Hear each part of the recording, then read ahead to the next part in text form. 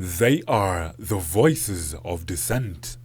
With much drama, noise, and attention-grabbing antics, they make their point to a society and government which they say is complacent in the face of gross social ills. These are the activists. The term connotes a peaceful form of conflict. Activism ranges from writing letters to newspapers or politicians, political campaigning, economic activism such as boycotts, rallies, street marches, strikes, sit-ins, and hunger strikes. We are the children, we are the nation. When will the people of Kenya unite? We encounter a relative newcomer into the chaotic world of agitation, a modern-day Robin Hood and his merry band of brothers. Only instead of stealing to feed the poor like the well-beloved legend of Yo Robin Hood, he and his merry band of brothers capture or steal the hearts of the Kenyan public with thought-provoking conscious music. They are Nelson Mandela and the Sarabi Band. And this is their story.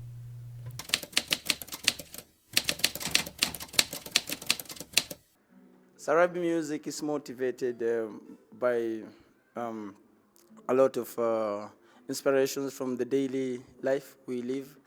We ourselves come from different backgrounds, from Madare, Uruma, Korokocho, Dandora, all those just from the east side of the slums and daily life. Apart from that, we also have some different culture, I can say, something like culture, Kenyan culture, that influences us to play the sound of our land.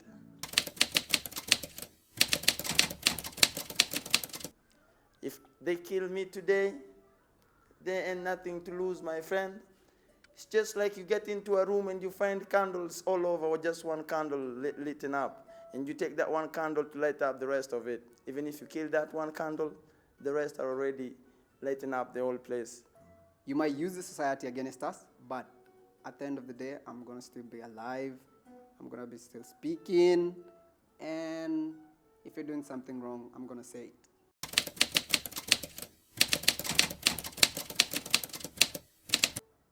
That's just like the beginning. You know, one tree can make a million matchsticks, but one matchstick can burn the whole forest. The lead singer, a firebrand Nelson Mandela, agitates even outside of his band. He currently has a case pending in court emanating from a protest gone sour. Majinanywa ya kanjo yako ya chupa za mapambo, nalipia mtoto wako elimu ya bure ya juu, unanipa ya bure lakini ya utu. History is filled with names of famous activists, people who gave their lives and their efforts in the fight for justice and human rights. W.E.B. Du Bois, Malcolm X, Dr. Martin Luther King, Nelson Mandela, Steve Biko, and right here in Kenya, our very own Boniface Mwangi and another Nelson Mandela of Sarabi Band. He is no stranger to controversy. In fact, he seems to quote it everywhere he goes. Boniface Mwangi. Today, away from the prying eyes of the public, away from the tear gas-tinted pandemonium that characterizes the creatively orchestrated protests attended and organized by himself and associates, we speak to him. We try to get the measure of the man behind such landmark protests as MPigs and the state funeral, a mock one for the MPs. Here, surrounded by family, he is mellow. But sparks of his revolutionary strain show as soon as we inquire about his life's passion. I think we're in a position of helplessness. We think we can't do much. We think our work is to vote and wait for the next election cycle. We don't hold leaders accountable. We don't push things. We are afraid. There's that fear of speaking out, fear of being victimized, fear of getting arrested, getting shot, fear of going to jail, and fear of rejection. So we are silent. And so what we do is wait for the next election to try and rectify the mistake.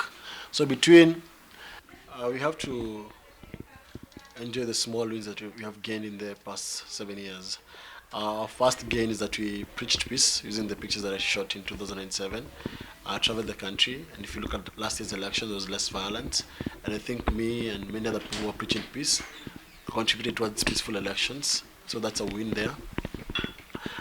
There's a win because of the awareness we create with the work that we do, from the vulture graffiti to the MPIGS protest. So there's actually awareness. And so change is a process.